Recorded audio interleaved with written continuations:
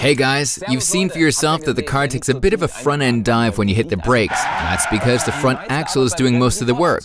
When we talk about brakes, we're talking about something that sees a lot of wear and tear, but that's also vital to our safety, which is why we're taking a closer look. Today's topic, brakes. Here we have a brake system from a GTI Club Sport. It's crucial that all the components are perfectly in tune with one another. The real challenge is aligning the brake discs with the brake pads. If that doesn't work, then you can forget about a decent performance. And it's performance that we want.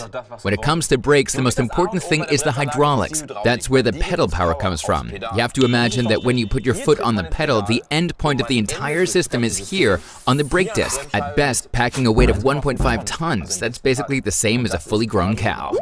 If all of that's in order, your brakes will work pretty well. However, there are other influential factors at work: the weather, the tires, and driver reaction times. It all has to come together so we can brake perfectly. Here we go again. As usual, size really is everything. No, but seriously, think about it this way. The bigger the vehicle or the greater the performance, the larger the brake disc has to be. If you have a massive amount of engine power at the front, you need a whole lot of brake power.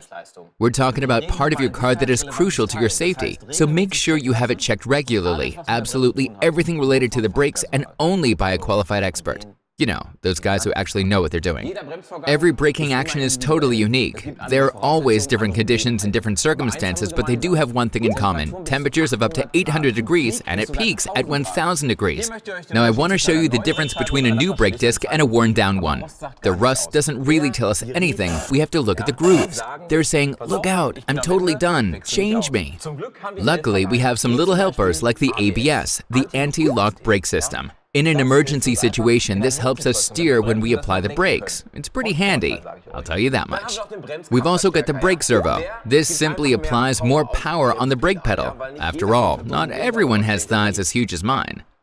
And then there's the ESC, the electronic stabilization control, which is essential when it comes to preventing the car from skidding. If we start skidding on a wet road, then hit the brakes, it's not gonna end well. If your brakes are making strange noises, if your brake pedal is juddering, if your braking distance is becoming noticeably longer, then it's time to visit the garage. And don't be surprised if the garage changes both sides. That's for safety purposes. I'm telling you, the race is won or lost on the strength of the brakes. All right, see you soon. I'm looking forward to it. Volkswagen.